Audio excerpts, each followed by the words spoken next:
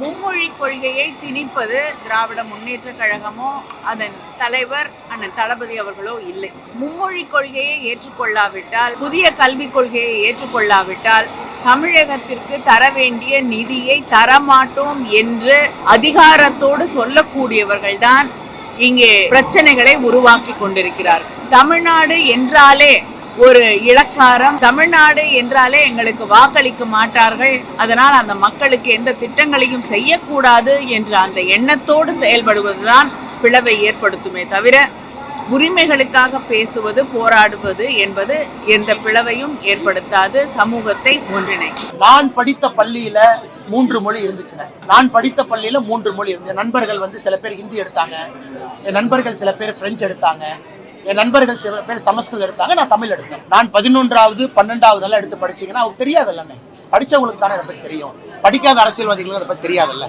சும்மா தான் சொல்லுவாங்க. ஆனால் நான் படித்த பள்ளியில 3 மொழி இருந்துச்சு, தமிழ் ஆப்ஷனலா இருந்துச்சு. நான் தாய்மொழி தமிழ் எடுத்து தான் நான் 11th 12th படிச்சேன். வேணும்னா அவங்க போய் ஸ்கூல் ரெக்கார்டு எடுத்து செக் பண்ணட்டும். இன்னைக்கு நாம் பேசுவது நம்ம காலத்தை பத்தி பேசலாம்.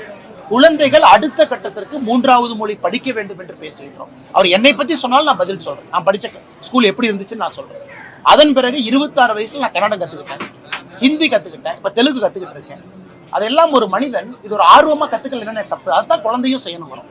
எங்களை பொறுத்தவரை ஒளிவு மறைவு இல்லாம தான் பாரதிய ஜனதா கட்சி இருக்குங்களா. நாங்க யாருமே இருமொழி ஸ்கூல் நடத்த, நாங்க என்ன கருத்தை சொல்றோமோ எங்க நெஞ்ச திறந்து பார்த்தாலும் அதே கருத்து தான் உள்ள இருக்கு.